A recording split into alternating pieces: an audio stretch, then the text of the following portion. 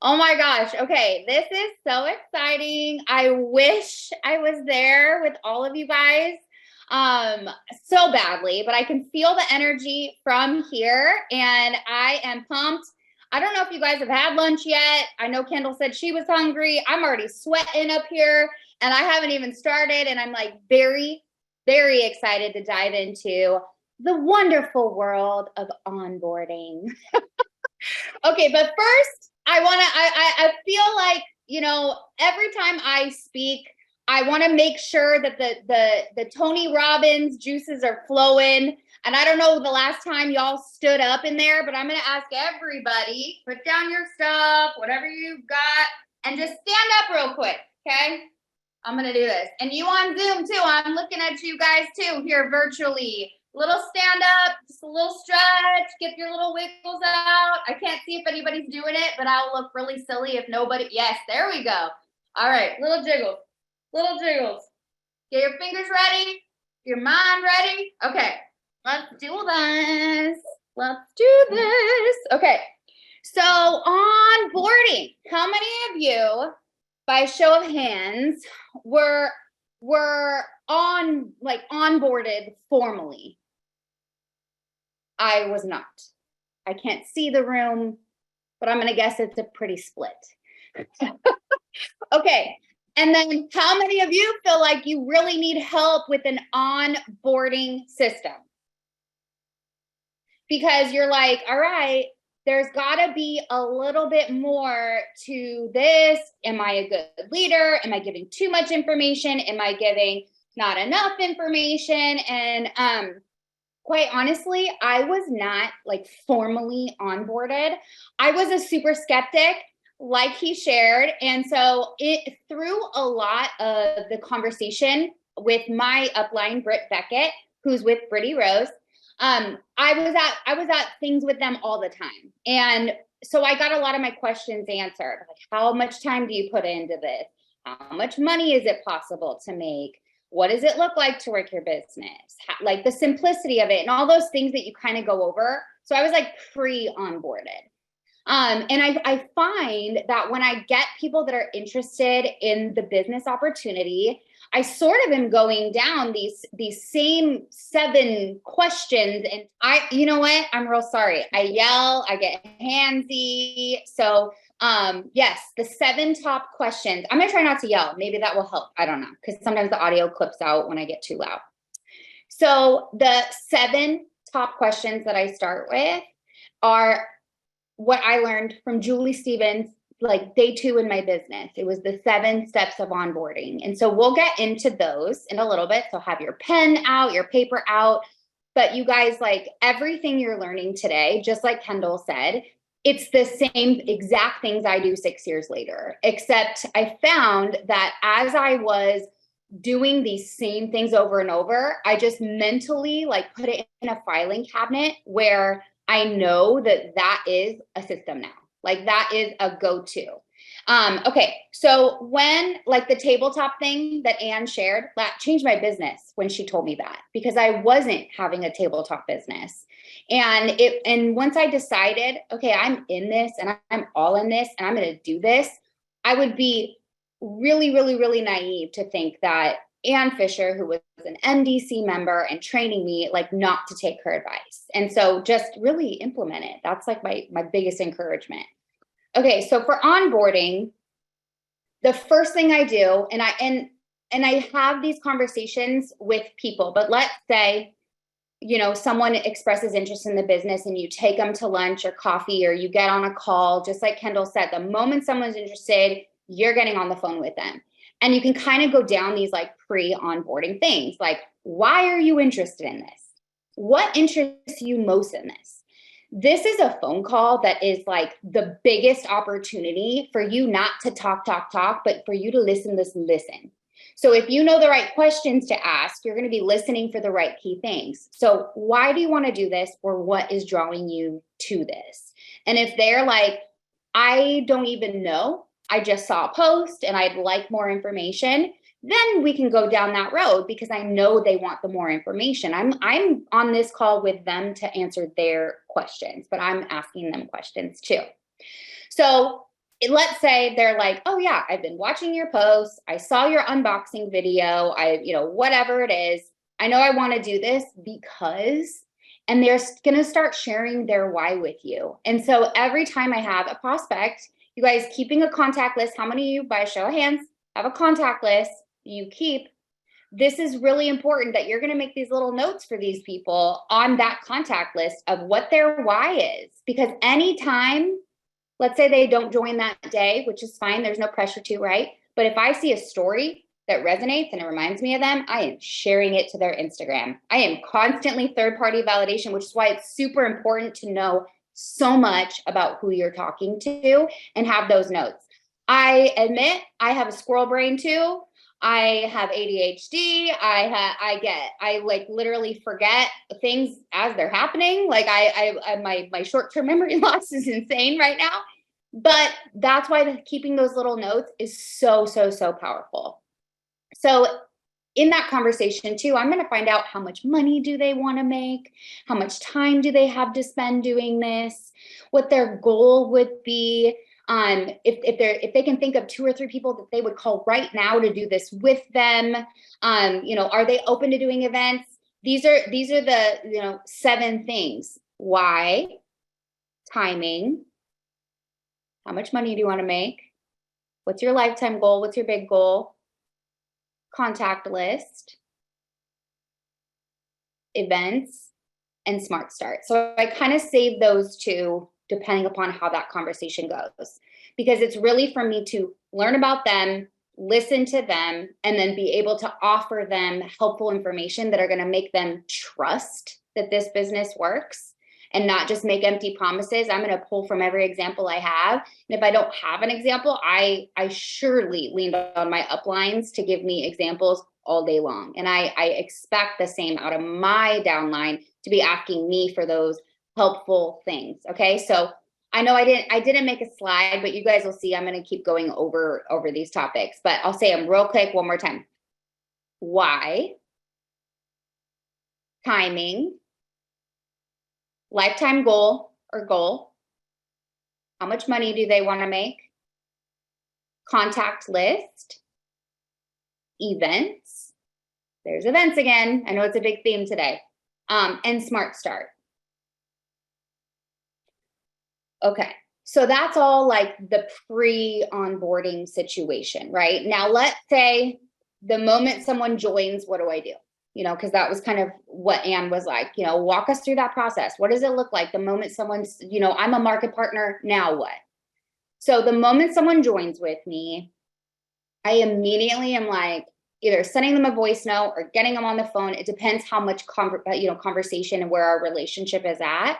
And I am so freaking excited. Like, this is the day that like everything is changing for you. Like, so awesome. And even if they just want the discount, I'm still very excited for them on that level, because I mean, who wouldn't want 30+% off of these amazing products, right? And so I'm still showing them the equal amount of enthusiasm. I know sometimes I have market partners like, oh, they're just a kidnapper. I'm like, what do you mean they're just a kidnapper? Like, this is someone to be very excited about. Because they are going to be getting a discount. This is someone that's going to be a walking advertisement for you. And maybe they don't want to work it, but surely people are going to start to notice a difference in their hair and skin. So thinking like big picture for everybody is really important. And I know that it's almost instinctual or habitual for a lot of us to put that on somebody. Oh, well, they're limiting themselves, so I'm going to limit them. No, like, always think big picture for everybody, because you have no idea what is going to come from it. I had a director, level 4, top, from a kidnapper, boom, samples went into the right set of hands, and a level 4 of mine hit director with 3 kidnappers in between. So if you disregard those kidnappers and don't include them in anything, and you're just like, you're missing a huge mark. Opportunity is all around us, and each person is full of opportunities. Okay. And so it's really how we're treating these people and how we are onboarding them and bringing them in and making them feel comfort and welcome and encouraging them to just give out those samples. Just just give out those samples. Okay. I challenge you. I'll give you $5 Starbucks if you give out 10 sets of samples. That's how it happened, because I was encouraging them to spread the word, just like that. Okay. So, I'm going to ping pong kind of all around because there's so much that I want to cover on this topic. But the first thing I do, someone joins, I send them an excited message or a phone call, and I send them all the same exact little link to my onboarding channel.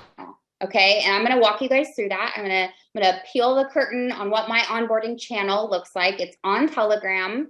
It is just a channel. It is not an interaction chat place. So it's not going to be overwhelming for someone that's new to get into a big chat and be like, I feel like a fish out of water.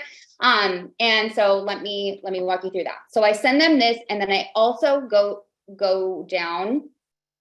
I made this thing up after doing this for so many years. A few months ago, I implemented a business bio. So maybe we'll go over that first. Okay. How many of you guys love taking little quizzes? Like on Facebook, you see a little quiz, you put your middle name with your first name and the last thing you ate, and then you figure out your rock star name, like all those kinds of little things. Women mostly love doing little quizzes, questionnaires, filling out things about themselves. So I thought, what a great way to kind of get intel on my new market partner right away and get them thinking about all these other things. Okay, so I'm going to share my screen. I'm really sorry it's not branded as a review slide, but okay, so this is my business bio. Hopefully you guys can read it out in the audience, but I'll go over each little category. So I ask for their username, their password, and their market partner ID number. This is really key because I want them to be, I don't know how you guys, I've been doing this long enough. So many people forget their passwords. And obviously there's a lot of trust between us, and I'm not just going to log into their back office without them. And this is also more for them to have it written down somewhere, because if they don't save it on their keychain, they might forget. And so it's just kind of reiterating that is important information for your business. I ask what their market partner ID is because I want them to be aware of this number. This is very important and something that they need to note. Okay. So then I go into, this is a little bit of the onboarding process, my realistic monthly income goal, my dream check, amount of hours a week I plan to put into this. And I might have all this information already discussed in a pre-onboarding call, but I also, this is just really important to put pen to paper and have that, or, a lot of them do it in the text. They put it into a photo editor or under their Instagram stories and start adding words onto it, just however it's easy to get the answers on there. And then I have some girls do a total spreadsheet. It's just so crazy how different people are. And then how long I plan to truly try to pursue this as a business. I feel like this gets a whole different mindset going of, what if this isn't how I expect it to be right off the bat? How long am I going to give it a shot? And I remember one of my first conversations with Brittany Rose, she said that it would take an average of 7 years to get to the top of a network marketing company. So I had that in my head. I'm going to give myself 7 years to hit SED. That's literally what I mentally just was 7 years in my head. So there was no 3 months in, I'm going to quit if it gets hard. Right. And so I know we have obviously Kendall as one of my upline lineage who hit SED in, 6 or 7 months, she said. So, that was being modeled for us. And that was an expectation. Brittany Rose was the same thing. Connie Sanchez was the same thing. My upline was the same thing. But in my head, even though some people were doing it in 7 months, I still was I'm going to give myself 7 years. Okay. So I think that's just really great to kind of get a gauge, and a lot of people, when honestly, they'll tell me, I don't even know. And then I get to have that conversation with them, about 7 years. And I'm planting a long-term seed within them, because success looks so different for so many people. And just because you're not extremely successful in your smart start does not mean that you cannot become an SCD in this company. It is all about developing the right habits. So I just think that this is a great conversation piece. Then I like to ask questions about their personality type. I'm like, what's your Enneagram? Which starts a whole nother conversation. Some people know it, some people don't. There's quick tests where they can take it and find out. And I know exactly a lot about them based on their Enneagram number. So I know how I'm going to talk to them, what they're probably going to be wanting to be interested in. It gives you intel. And as you learn these things, it helps you just kind of learn more about those numbers too. And then I asked what their love language is, because if their love language is quality time, and I know this is going to be someone that is going to want to come to every meeting possible, especially if they're like an Enneagram 7, which is usually outgoing, drawn to fun, which is me. So I started this as a business, and I use this as an opportunity to share that with them, like what my number is and why I started. And so I did. I started for the fun, the events. Kendall got flown out to California to help her, like it was like so many events back to back that it was so you're drawn in.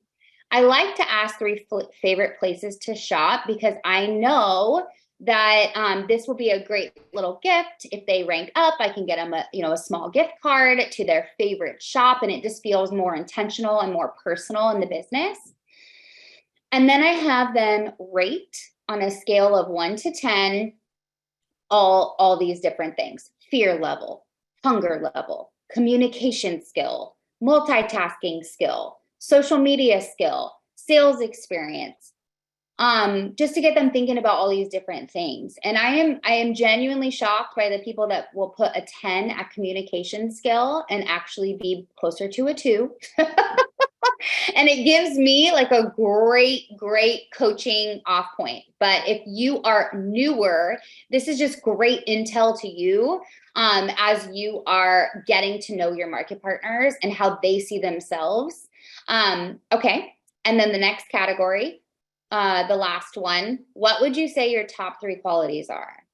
This is so imperative to know what people view as their strengths. And honestly, it is a really hard question for a lot of new market partners to answer. A lot of what I have found, I'm going to get emotional. Dear Lord, I'm getting emotional already. Talking about onboarding, but a lot of women cannot see the value that they bring to the table in themselves, or they can't see past themselves in another light. And so this is a great opportunity for you to get to kind of pour into a little bit deeper level in a conversation with them about their strengths and their top qualities and what you have perceived to be a great skill. And then you can ask them what their why is again, or maybe have them dig a little deeper. Like if it's kind of surface level, like, oh, I just want to make $500 a month. Why?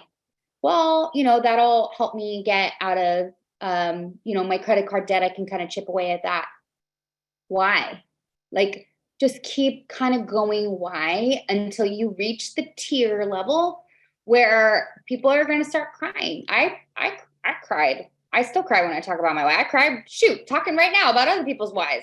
So very, very, very key. I like to end it kind of on this note, like, what is a big, scary dream that Monat will help come true? And I like to end with that question, because it's not money. It's not the end all be all, like big, huge goal of, SED, because so many people will get into this and begin to get wrapped up and then start comparing themselves. It's really just to remind them, at the end of the day and the end of the list, like why you're doing this to change your life. Okay. So I'm going to stop share on that. But that list, like, and so once I created it, I don't know, one day I just woke up with this like little idea that I wanted this list. And I also added to it shoe size, because I do a lot of like running shoe kind of things for like running to MMB or running to MM. So that kind of, I like to know shoe size too, because it spoils a little bit of a surprise if you have to ask what their shoe size is, then they're like, what? So anyways, and that's just, total side note. Okay.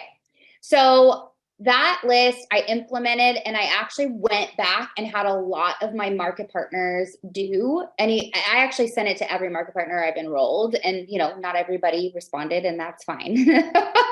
But I was like, let's do this and let's see if it can kind of re-jog a conversation or a spark between us.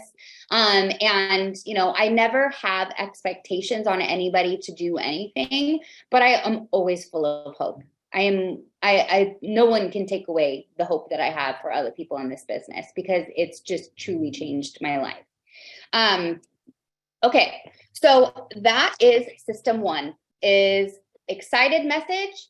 Here's the business bio, fill it out, get it back to me. I'm so excited. We're going to schedule a call. And in the meantime, here is a link to an onboarding channel. I have had people jump into this onboarding channel, and I'll share the screen in a second. I've had people jump into this onboarding channel and just like take off running on their own.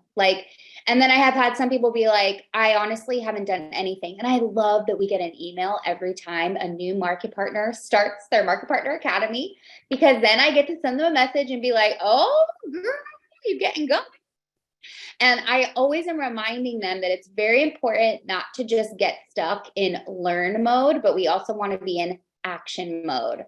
So I will then encourage them, and to not make it confusing, I'm going to share my screen and go down my actual Telegram for you guys right now. Okay. Hopefully it works.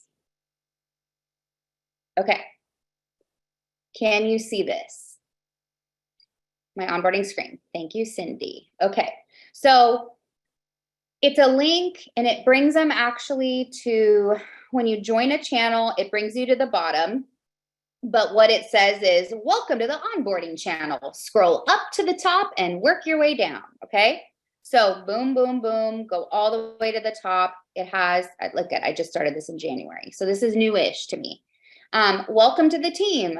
We're so excited to have you be a part of our community, yada, yada, yada. The channel, it's going to walk you through the steps of success. Take a deep breath and let's go. Okay. And so this is me really, really simplifying it. And then that way I know if anybody does this, I kind of know that they've done the same things. So little checklist for the greens that I enroll and the Enneagram 3s that like to achieve. So I like to put a little checklist, I'm a big checklist person. It really works for me because I can kind of chip away at a checklist. I'm very busy. And most people are too, right? I mean, my mom cried when she found out that I joined this business.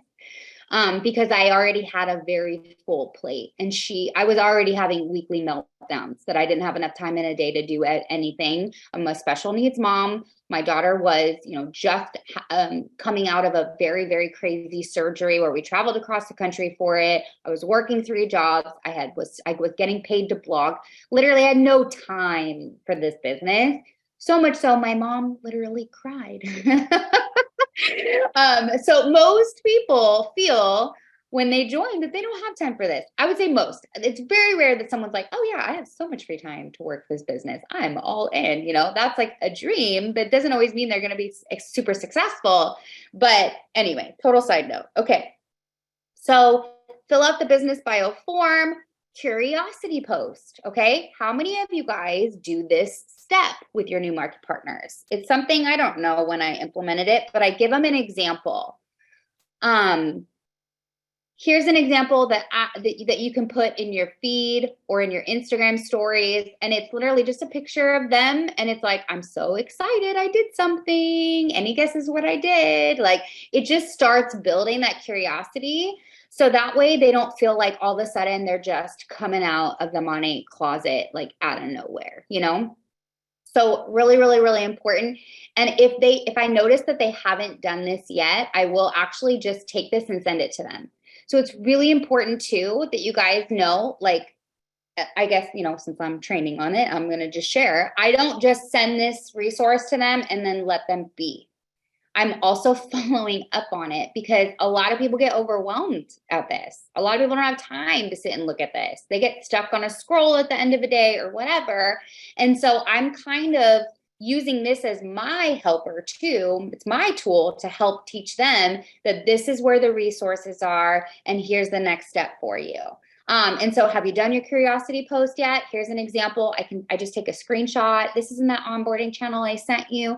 A lot of times I feel in this business that we're just like the host, like we're the host of One Eat for Them. So we're like their true concierge.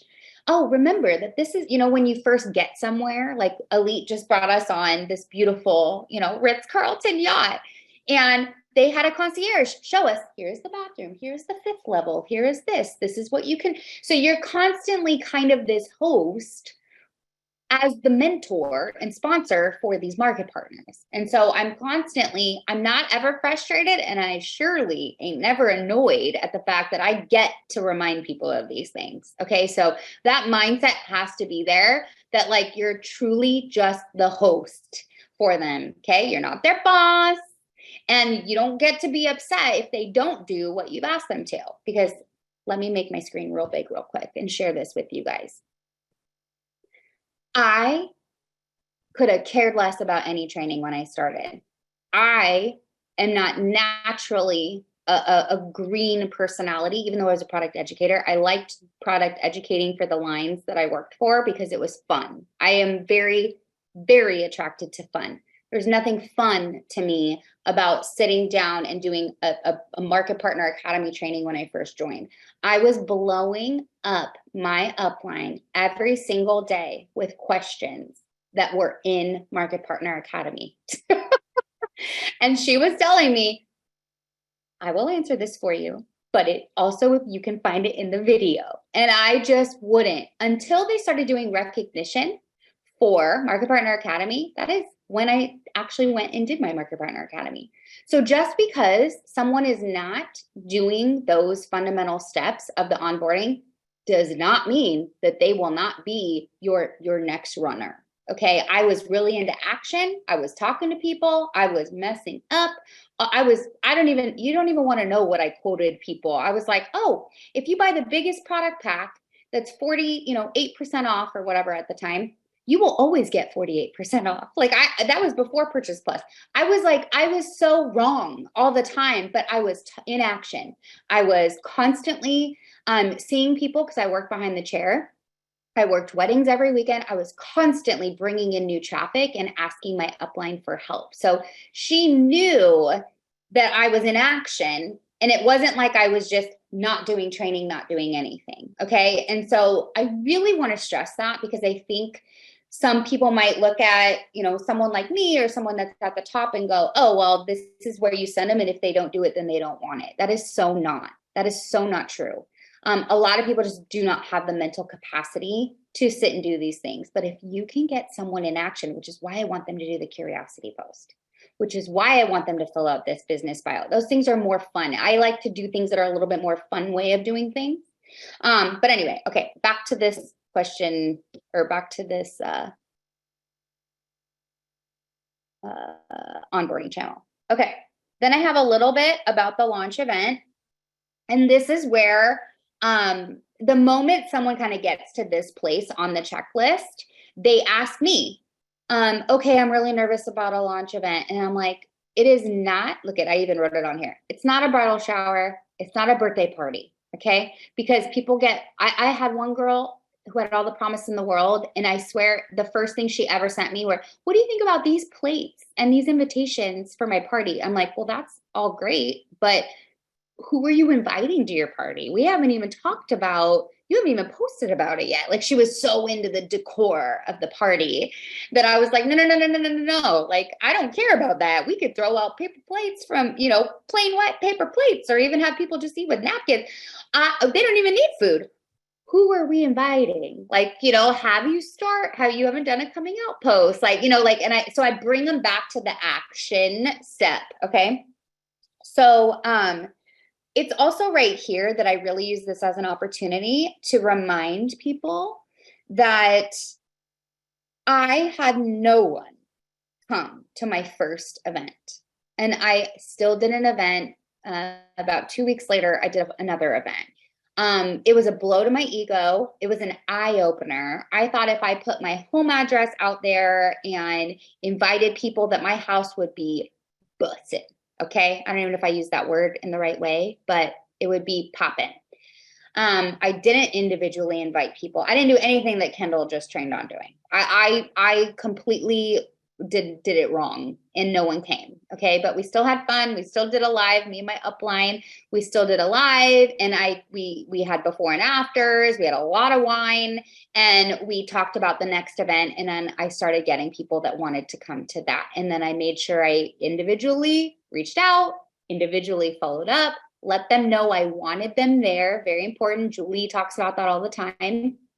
And, just made it a system, like Kendall said, versus a one and done. So that's the precedent. I like to really take this opportunity to explain that to somebody. Okay, let's set up let's set up like 3 events just in case someone can't come to one. Let's pick another one. And I'm always aiming high.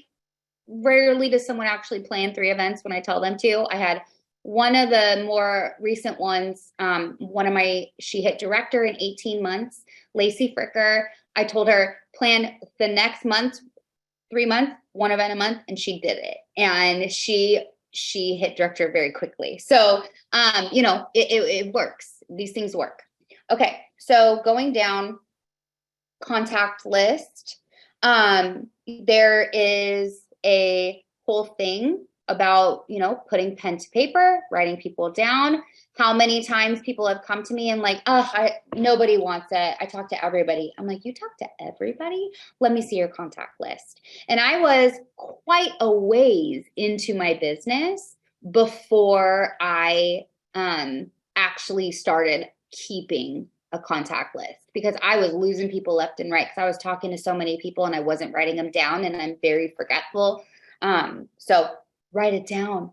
Every little interaction, just like I kind of went over in the beginning, every little interaction, dates, anything that's going to help future you remember what current you is talking about with that person. And then it'll kind of help you when you are like, I'm going to sit down and work my business for an hour. You open your contact list. Who was the last time I reached out to so-and-so? And I have a lot of market partners that will get, 2 years into their business and begin implementing one of these. And they're like, wow, I thought I was talking to way more people than I am. I've been talking to like 4 people a week. No wonder I'm not going anywhere. And I'm like, there we go. So it really helps keep you accountable. It's more for you than anything, right? Okay. And then this last little bit I'll go over because I'm coming up on my time. But it says, make sure you watch an onboarding call. And again, this is just to reiterate those same things. Comp plan breakdown. I've had people watch this and literally just take off running on their own because it clicks for them. So this kind of appeals to each color. And then a Smart Start breakdown, which is just the very generic YouTube one that's out. And it's super old, but it's super effective. And then it says done, check in, with your upline once you're done with the first 6 steps. So that's kind of like the beginning of the onboarding process. And then I get people asking me all the time, well, how do you work your chats? How do you do this? How do you do that? So that's kind of the first part of the system. And I really keep it just between me and them. I don't want them to feel like I just threw them in a chat and forgot about them. And so that's really, really helpful. They also, if they get anyone interested, they can duplicate that same exact thing. And I'm constantly reminding that, oh yeah, because they're like, well, what do I do if I get someone on? And I'm like, exactly what I did with you is what you're going to do with them. They're like, oh, I can use that. And I'm like, yeah, even though I've already said that to them, it really, people kind of forget a lot until they're in that action boat, which is why I like to just throw people into the action already. It's kind of like what I will tell them is I worked in retail. I worked at Nordstrom, and in my training, they taught me the computer and all the codes and everything. And I didn't really actually learn the keyboard until I had a customer in front of me that I was ringing out. That's where I was like, oh shoot, I kind of forgot what I learned, right? And it's the same thing that kind of goes into this. Until you're in action, in conversations, hosting that event, washing that first hair where someone shared she got water up a nose or waterboarded somebody.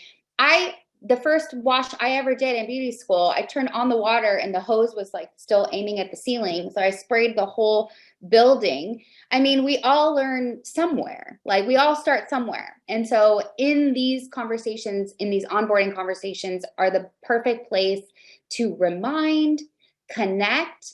I can't say enough how like open I am with someone. Like, you cannot text me enough. You are not bugging me. Any thought that comes to your head, it is my family and then my market partners. Like, you have precedence in my phone and in my life, and I want to answer those questions. Anything you're thinking about your business, please bring it to me. Gotta stress, it's about the business, because some people think you're their therapist and you're not. And so I bring that boundary in right away. Like, any business questions I will answer right away. If someone sends me a very therapist question, I let them know, like, I really, really do not feel equipped to be the person that's going to help you with that advice. Like, I let them know right out the gate, like, I do not feel equipped to be a therapist for anybody. And I always will refer people to professionals for that kind of stuff. And I do that the first time it happens. So I know a lot of leaders end up asking that question when we're on these mentoring calls. And I'm like, that's something I implemented. That's a system. The moment someone asks something that's out of a boundary of a business, and I feel like it's like really borderlining on a new territory, I just right then and there. So that also can happen on an onboarding call. Okay, so on these onboarding system and call, the moment someone starts asking me working questions that are like, hey, here's a hair questionnaire I had filled out. Someone filled out, what do I recommend? I'm like, you're ready for a chat. This is a great question for a chat. And so I put them I have a chat. My team's called the Champions. So I have my champ chat, which is essentially it's my GV. But it's for people in their Smart Start. And then it's for basically market partners that haven't hit MMP yet. And sometimes if someone hits MMB yet, someone that hasn't hit MMB yet. So it's basically my GV. And I know I can have a heavy focus in there on Smart Start, MMP. Amy Rickabaugh shares about her MMP calls. Kendall has done like new girl calls. Anne's REV Saturday calls are great. So there's a lot of, I know I can keep it hyper focused in there on things that new people, I don't want to overwhelm people. So I'm not going to be sending them every flash sale and everything, right? I'm going to keep it kind of concentrated on the basics. Oh my gosh, I'm going to choke. Sorry. I always get dry when I'm speaking every single time, no matter if I'm at my house or not. So this call is a great way where you're going to set expectations and just let them know that your door is open. I feel like I still have people that join me that end up asking their sidelines questions that they should be asking me. And so every single call I say, I'm like, remember, my door is always open. Like, please come to me if you have questions. Like, I feel like you can't say that enough. Especially if you're posting on your social media how busy you are, then people don't want to bug you. But then I make sure my team knows, like, no, like I have time for you. Oh man, that tickle's not going away. Good thing I'm almost done. Listening, connecting. I often, when we do have our scheduled call, I like it to be in person, but it's not always in person. Sometimes, I have people joining from all over the world now. So we do a virtual call, and this is where I one-on-one walk them through their own back office. This is where, and I do have it in the onboarding channel, how to change the website photo, how they know what their website is, because basically they have their username on the business bio. So I'm like, this is your username, so this is your website. It's like those kind of helping them put together those steps. And then I walk them through building a cart through their back office. And that's usually, I'm just like, so I just want to show you, like, this is what it looks like. You're going to find the enroll, but so it's like, I'm a tour guide again, And then at the end of my onboarding channel, it has, make sure you're in action first and then start your certifications. So shampoo dealer, wellness, all the, foundations, all the amazing things that our back office has. I just kind of want to make sure I know who I'm talking to. They know what they can expect of me and this team. They're in action, they're posting, they're making their list. I want them doing a lot of that before they're really like immersing their time. And most of them have very little extra time. So I want to make sure they're in action before they're just like getting all this training. And then the last one on my list before I am concluding,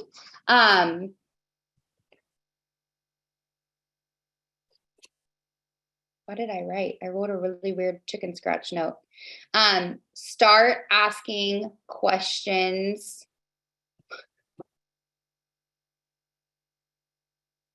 I don't know what this says. Start something. But then I basically start talking about like building blocks with people. And I'm like, so have you started reaching out to your contact list if they haven't done that? So it's just kind of, I know it seems like a lot, and I really did try to make this like a full 40-minute, training so I could be super thorough with you guys. But Todd Duncan, he is, his book, the principles about selling to like high trust sales, they're life-changing. Okay. And so one of the principles was do something once and then make it to where you can use it always. And so I am very big on that. Like if there's something that I say to someone once, and you guys will hear one of my other systems on social media tomorrow, but I am really big on, okay, onboarding, everybody's going to need it. So it took time. It took a lot of time to make this channel and make the graphics and make everything. But once it's implemented, everybody can use it moving forward. Not all my team uses it, but surely my new market partners and their new market partners use it. And then I do have people that become leaders and they go, I'm going to make my own. I'm like, awesome. But I just say, like, utilize the resources that we have. And do I think that you could never talk to someone and they could only use the back office trainings and be super successful? Yes, I was very successful without all these systems in place. I just have found that it helps me make sure that I'm really doing my due diligence to help onboard people. But just like how you guys learned, was it yesterday, that you can't say the right thing to the wrong person and you can't say the wrong thing to the right person? Or did I say the same thing twice? Well, you know what I'm saying. Same kind of goes with onboarding. Like just because you onboard someone perfectly doesn't mean they're going to go on to the SED. And just because you don't onboard someone doesn't mean that you like are really hindering it for them. This is really great for you. It's going to reiterate your learning. It's going to remind you in every single conversation that you have. It keeps me young in this business. Like it keeps me young because as I'm talking to these people and they're telling me their stories,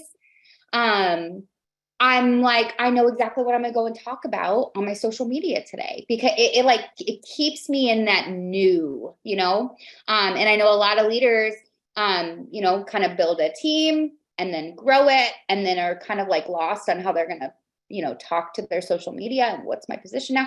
It's like, if you are constantly bringing in and onboarding new people, you will always remember what that like new is. And so, so onboarding, so much to it.